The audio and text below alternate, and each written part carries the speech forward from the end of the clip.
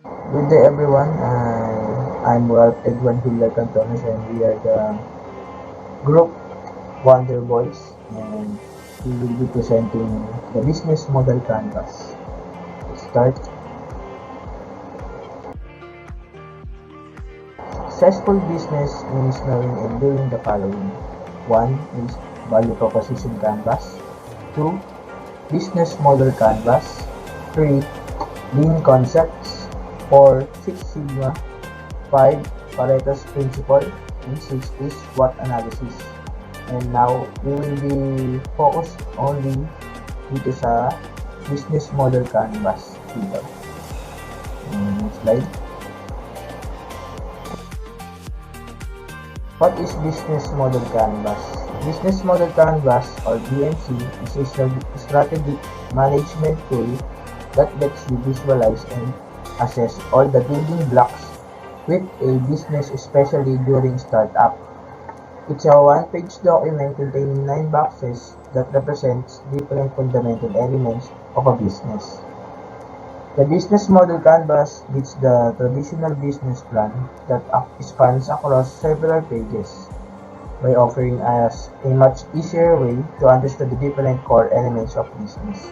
So, bakit nga ba tayo nag-aan ng business model canvas? Ang business model canvas daw kasi is meron siyang 9 boxes na makatulong sa atin para ma-visualize natin yung mga building blocks and yung siyempre sa pag-i-start ng business malalaman natin kung ano yung mga dapat nating malaman sa isang business tulad na kung ano yung mga key partners natin, yung mga ganyan, kung ano yung mga cost structures ng ating mga gagawing business. Yun kasi ay isa sa mga mahalagang bagay para bago tayo magtayo ng business. And sa pamamagitan ng paggawa natin ng business model canvas ay matutulungan niyo tayo na malaman yung mga information na gano'n na bago tayo magtayo ng business para din is mas madali nating maintindihan yung mga different core elements of a business. Next slide. Yung business model canvas historical notes. The business model canvas were initially proposed in 2005 by Alexander Osterwalder, born in 1974, a Swiss business theorist, author, speaker, consultant, and entrepreneur, known for his work on business modeling. Based on his earlier work on business model ontology, since the release of Osterwalder's work around 2008, new canvases for specific niches or niches have appeared. So, yung historical notes daw ng business model canvas is proposed na sa 2005 by Alexander Osterwalder. And based daw sa earlier work of business model of ontology niya, ay marami na ring canvases or na specific ang lumabas sa taon ng 2008. Yan.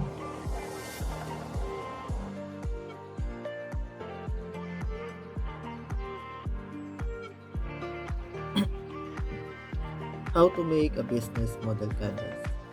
There are 9 building or strategy in the business model canvas, and these are the following: customer segments, customer relations, channels, revenue streams, key activities, key resources, key partners, cost structure, and value propositions. When filing out a business model canvas or the BMC, you will brainstorm and conduct research on each of these elements. The data you collect can be placed in each relevant section of the canvas. Customer segments. Customer segments are the group of people or companies that you are trying to target and sell your product or service.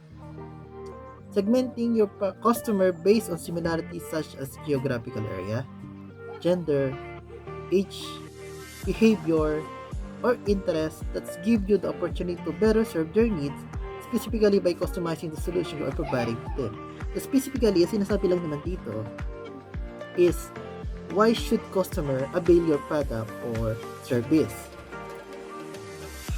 Next is you have 5 types of customer segment: mass market, niche, segmented, diversify, and multi-sided. Mass market is nakatutok to sa similar needs of the group of people. Halimbawa, every people naman need naman ng shampoo, no? Pag naliligo. So basically, nakatutok siya sa pangangailangan ng mas nakararami. Second is niche. Niche is merong specific target. Halimbawa, meron kang business na pharmacy. So, ano yung specific target customer mo? Syempre, yung mga patient or yung may mga sakit. Next is segmented. Segmented is about dividing customers' loyalty. Sabihin natin meron kang business na ketchup. Ngayon, para kung gusto mo malaman kung anong klaseng ketchup pa ang gusto ng customer mo,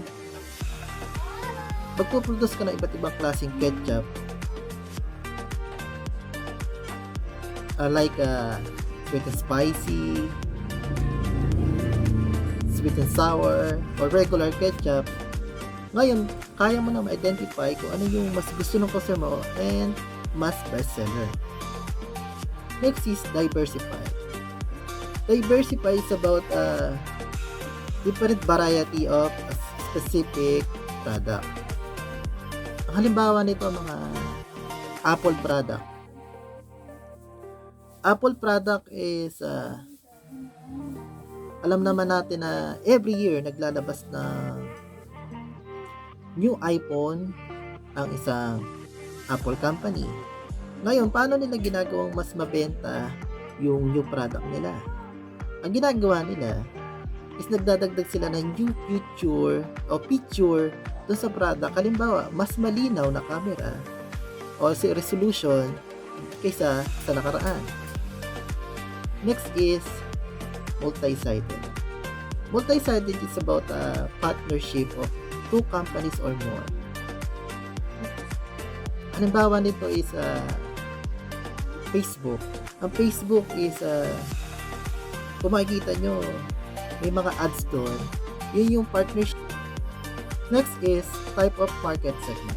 Siyempre, kung magtatayo tayo ng business, dapat kino-consider din natin ang market segments, which is demographic segmentation, psychographic segmentation, behavioral segmentation, and geographic segmentation. When we say demographic segmentation, tinutukoy dito dapat, o alam natin dapat, is yung identity ng possible customer natin or yung customer natin. Next is psychographic segmentation. Dito, tinutukoy naman yung buying behavior ng customer. Halimbawa, is quantity over quality. Some of customer buying quality rather than quantity na mas mura kasi iniisip nila yung mas long term na magagamit nila yung gusto nilang bilhin. Next is behavioral segmentation. Same lang ng psychographic segmentation pero mas mababaw na reason kung bakit bumibili yung isang customer. Maaring gusto lang nila yung brand or product kung mahilig lang sila doon. Lastly, yung geographic segmentation. From the word geo, alam natin na lupa or earth to. Dapat syempre kung magtatayo ka ng business, dapat alam mo din yung tamang location or lugar na alam mo kung mas mabibili o mas magsa-successful yung business mo. Good day everyone. I am Irish Baristo and I am one of the member of this group. Today we discuss the business model canvas. Number 2 is yung customer relationships. In this section, you need to establish the type of relationship you will have with each of your customer segments or how you will interact with them throughout their journey with your company. Sa customer relationship is papasok dito kung ano yung magiging relasyon mo dun sa mismong customer mo or kung ano yung magiging pwedeng connection nyo ng customer mo. There are several types of customer relationships. Yung una dito is yung personal assistance. You interact with the customer in person or by email, through phone call, or other means. So, sa personal assistance naman, ikaw mismo yung makikipag-usap sa target customer mo. Tapos, sa dedicated personal assistance naman, you assign a dedicated customer representative to an individual customer. Yung mag-assign ka ng ibang kakausap doon sa customer mo or yung makikipag-interact doon sa customer mo. Self-service. Here you maintain no relationship with the customer but provides with what the customer needs to help themselves. So, sa self-service naman is yung mismong customer mo na yung tutulong sa kanilang sarili. Or halimbawa, di ba sa isang restaurant, may mga self-service doon. Yung halimbawa, kukuha sila ng mga pagkain tapos andun lang yung mga pagkain na yun, sila na mismo yung kukuha para sa sarili nila. Next is yung automated services. This includes automated processes or machinery that helps customer perform services themselves. Communities. This includes online communities where customers can help each other solve their own problems with regard to the product or services. Co-creation. Here, the company allows the customer to get involved in the designing or development of the product. For example, YouTube has given its user the opportunity to create content for its audience. Next one is, dito makikita natin dito sa business model canvas kung saan nakalagay yung customer relationship. Next is channels. This block is to describe how your company will communicate with and reach out to your customers. Channels are the touch points that let your customers connect with your company. Channels plays a role in raising awareness of your product or services among customers and delivering your value propositions to them. Channels can also be used to allow customers the avenue to buy products or services and offer post-purchase support. So sa channels naman, dito natin iisipin kung paano ba natin mapopromote yung mga product natin or services natin dun sa mga target customer natin. Kung ano yung pwede natin gamitin na platform or mga social media, ganun.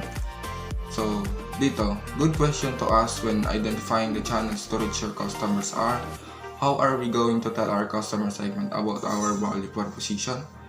Where are our customers? Are they on social media? Are they driving their car and listening to the radio? Are they an event or conference? Do they watch TV at 7 p.m. on a Friday night? So, ito yung mga example natin. Social media, public speaking, electronic mail or email marketing, networking, SEM or search engine marketing, engineering as marketing, viral marketing, targeting blogs, sales and promotion, affiliates, existing platforms, PR, unconventional PR, social advertising, trade shows, content marketing, community building, offline and advertising.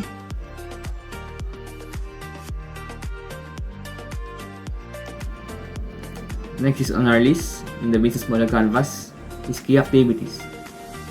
So what is the key activities? The key activities of a business are the actions that a business should undertake to achieve the value proposition for the customers. It holds a significant importance as one of the building blocks of BMC. It takes our business into success. We can say that this is the operational tasks and processes that our business should undertake so we can deliver the value to our customers.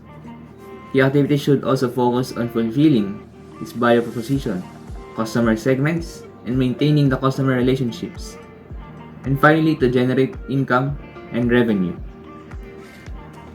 The following are some categories and examples of key activities. First category, production, designing, manufacturing, and delivering a product in a significant quantity and or of superior quality. You can say that production activity includes processing, manufacturing, storage, and importing. Next category is problem solving, which is finding new solutions to individual problems faced by customers. Problem solving, you should include knowledge management and continuous training. The third category is platform or network, creating and maintaining platforms. For example, Microsoft provides a reliable operating system to support third-party software products. Platform or network can involve network or matchmaking platforms. Can also include software or brands that can function as a platform, in which said here Microsoft is a good example since it's a reliable operating system to support their third-party products. Even Microsoft. The business model canvas examples are consulting, designing, web development, baking, driving, or shoveling. Okay, next. Key resources. Next, you should think about what practical resources are needed to achieve the key activities of the business. This is where you list down which key resources or the main inputs you need to carry out your key activities in order to create your value proposition. So, key resources are the primary inputs that a business requires to operate, create value for its customer, and achieve its objectives. These resources can be tangible or intangible, such as human capital, financial assets, physical infrastructure, or intellectual property. So, these are several types of key resources, and they are human. So, sa human po, ito po yung mga employees po natin or yung mga workers po. Then next is financial. Then financial is cash, lines of credit, or etc. And the next is intellectual. So intellectual is brand, patents, IP, or copyright. And the last is the physical. Physical is the equipment, inventory, and buildings. Okay, next.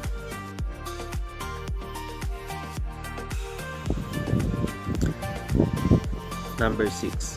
Key partners. Key partners are the external companies or supplies that will help you carry out your key activities. These partnerships are forged in order to reduce risk and acquire resources. A key partners can simply be defined as any entity a business needs to rely on to achieve its value propositions. In the business model canvas, the key partner section lists external companies, suppliers, or parties and an organization does business with the perform key activities and deliver customer value. Certainly, let's explore the different types of key partners in business. First, strategic alliance, partnership between non-competitors. So, strategic partnerships. These are collaboration with other companies that are strategically aligned with your business goal. Strategic partners often share resources, technology, or expertise to achieve mutual benefits. For example, a software company might form a strategic partnership with a hardware manufacturer to ensure compatibility and enhance product offerings. Next, competition. Strategic partnership between partners. Competition is the act of cooperation between competing companies. Business that engage in both competition and cooperation are said to be in competition. So, competition or cooperative competition. Competition involves partnering with companies to achieve common goals while also competing in other areas.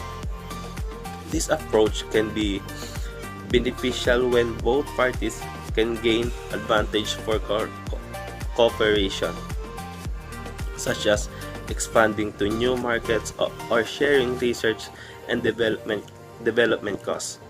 For instance, two competing airlines might collaborate on code sharing agreements while still competing on ticket sales.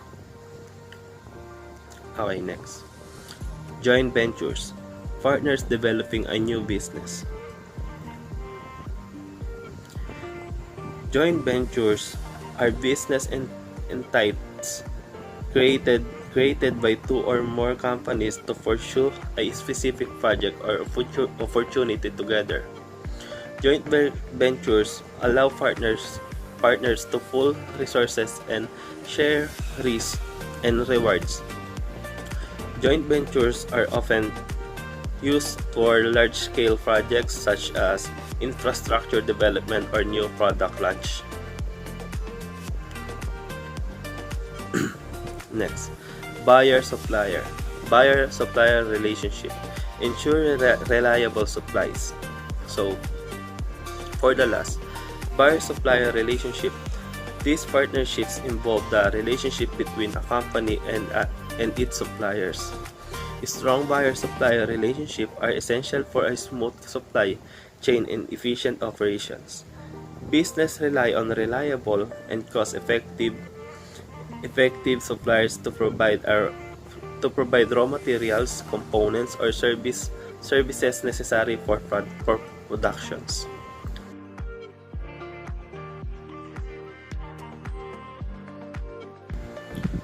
Okay, number 7.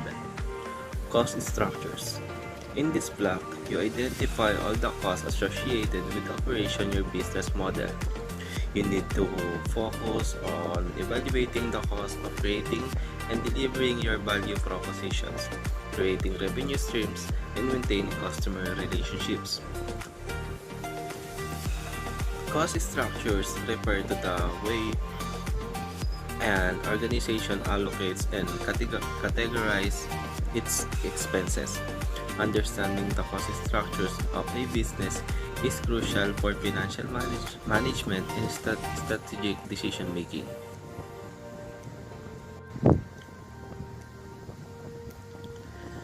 The following serve as a guide questions is determining complete cost structures. Okay, first. How much does it cost to achieve my business key activities? Cost of key activities. Determine the cost associated which is of your business key activities. This includes expenses related to productions, marketing, distribution, research and development, and any other activities critical to your operation. These costs may include labor, materials, equipment, and operational expenses. Next. What are the costs of my key resources and key partnerships? So, in key resources, identify the expenses related to acquiring and maintaining key resources such as technology, equipment, facilities, and human capital. This helps you understand how much it costs to keep your essential assets operational. And the key partnership. If your business relies on partnership with other organizations, assess the cost associated with these collaborations. This could include fees paid to partners, shared development costs, or any other financial commitment tied to your partnerships. Then next, how much does it cost to achieve the value proposition for my customers or users? For value propositions, calculate the expenses required to deliver the value proposition to your customers or users. This might include costs associated with products developments, customer supports, quality assurance, and any other activities directly related to fulfilling your promises to customers. Then next. Are there additional costs to running a business? Legal. Legal costs. Estimate the legal expenses necessary to establish and maintain your business. This includes costs for business registration, contracts, license, and any ongoing legal support. For insurance, determine the cost of insurance policies relevant to your business, such as liability insurance, property insurance, or worker compensation insurance. Next, we're gonna discuss revenue streams. Revenue streams are the sources from which a company generates money by selling their product or service to the customers. In this blog, you should describe how your business will earn money, plain and simple.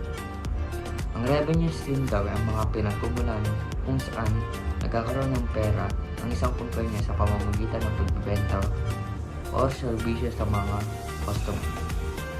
Sa blog na ito, dapat mong ilalarawan kung paano kikita yung negosyo ng plain at simple lang.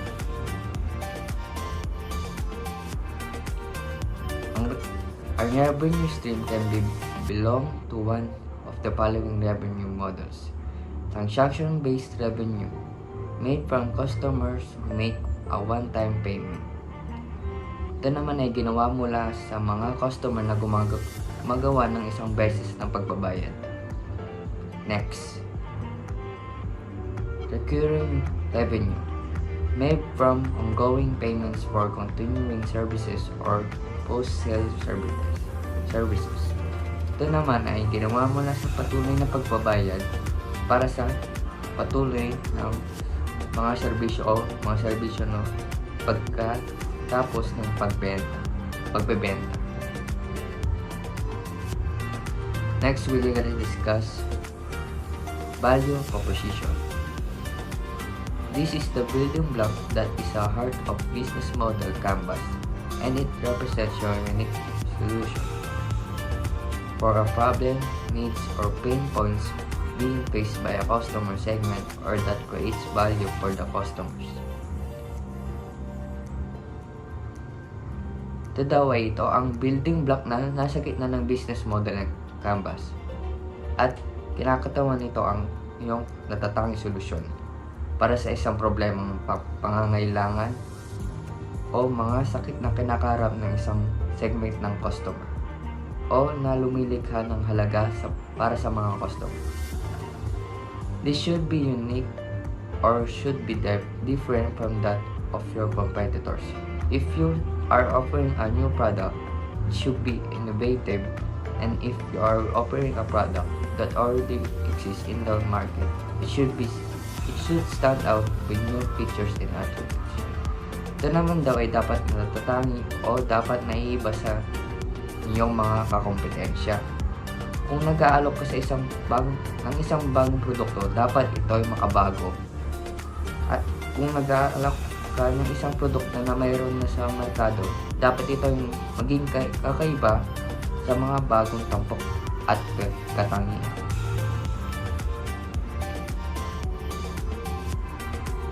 A revenue stream can belong to one of the following revenue models.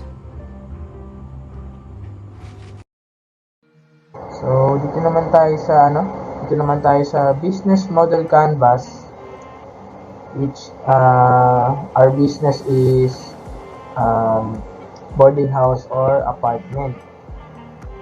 Dito naman umpisa dito sa may key partners, we have here maintenance and repairman, because this is mahalaga sila sa pagtatayo ng ganitong business kasi we have to maintain the structures and yung mga electricals ng ating mga boarding house to prevent the threats of aksidente, diba?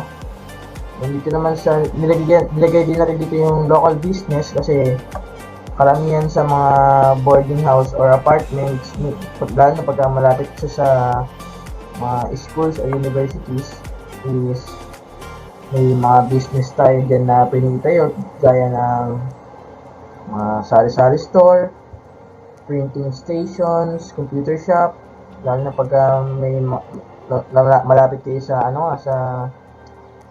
sa mga schools and universities. Pwede siyang maging key partners ang local business. And also, internet providers. Siyempre, mas maganda rin na mag-provide tayo ng internet sa ating apartment or boarding house, kasi lalo na nga rin, kaya na sabi ko kanina na kung tayo ay malapit sa mga universities, mas makakatulong to sa mga estudyante na parang mas matatangkili sila na mag-rent sa boarding house mo, lalo na may internet, may kompleto, may sari-sari store, may printing shop, di ba? Kaya internet provider is also a key partners of your boarding house or apartment business. And the last one here is the universities for referral. Dahil yung din kasi, pagka nagtayo kasi ng boarding house o apartment sa malapit sa mga universities or schools, is mas parang nakatulong din kasi yung boarding house para dumami din yung student sa university. Dahil minsan, di ba, pagka may malayong mga estudyante na lalo na pagka mahal ang pamasahe or ginagabi, kailangan nila ng mga ganitong boarding house or mga study, kung ano mga hinahanap ng ibang estudyante dyan na kaya maganda rin talaga na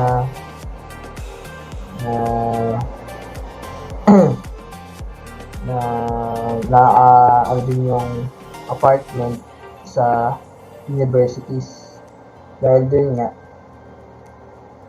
parang isa rin sila sa stakeholders ng business mo. So, my name is Ivan Lawrence San Diego. Ngayon, i-explain natin yung business model canvas ng apartment na kung ano yung key activities niya. So, to recap, ano nga ba ulit yung key activities?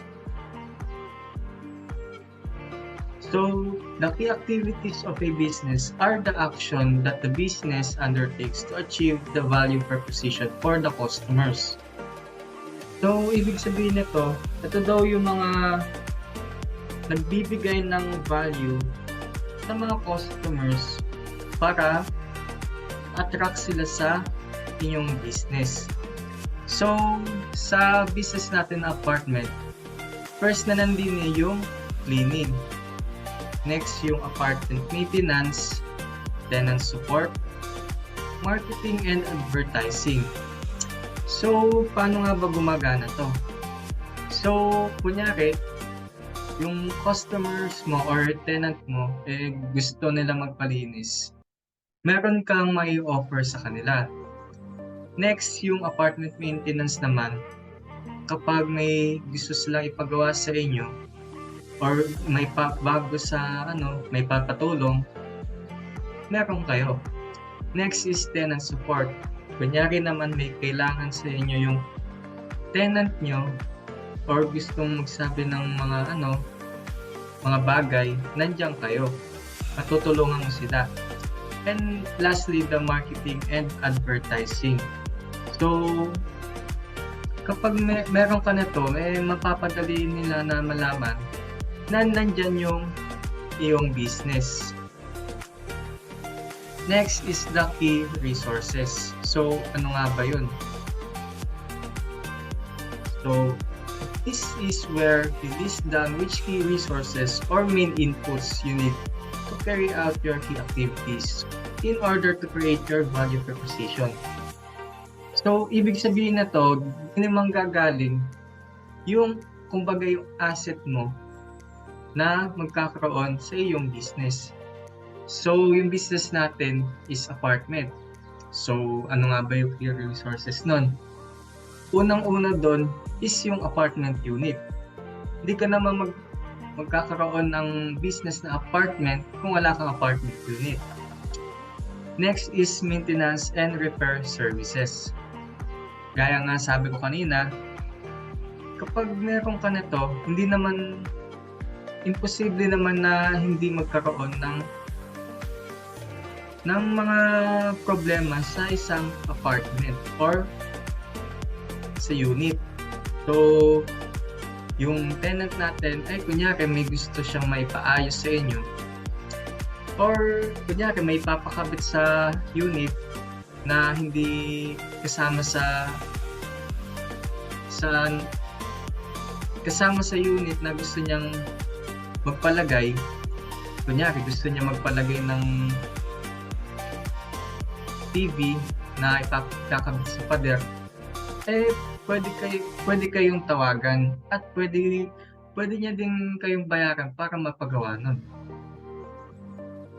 And kunyari may sira naman kunyari sa lababo or sa CR, pwede nila kayong bayaran or kami sa business namin apartment na mapaayos yun. And lastly, yung janitor / housekeeping. So, sino nga ba gustong may madumi yung unit nila? So gamit din pwede nilang utusan yung janitor or housekeeper na ipalinis yung unit nila. Kunyari, busy yung tenant niya, hindi niya maasikaso yun. Pwede niya sabihin sa housekeeper or janitor na kung pwede ipalinis yung kwarto niya. So, yun lang. Yun po yung key activities natin at key resources. Value proposition. In this section, this is also the heart of the business model canvas. Dito is yung kung ano yung magiging benefits ng business mo sa target customer. So, ang una is yung affordable rent. Next is yung convenient location for near campus or university para sa mga students na nag-aaral, para kung malayo man yung bahay nila is mas malapit lang yung mauwian, ganun. Tapos next is yung modern amenities and services, and yun last is yung safe and secure living environment. And this is another reason kung bakit nagsasucess ang isang business. And we have the customer relationship and channels. Sa customer relationship, dapat meron tayong lady para kung sakaling yung ating customer ay merong tanong, may makakasagot sa kanyang katanungan.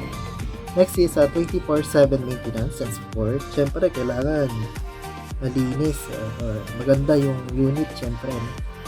And last is community. Siyempre, hindi naman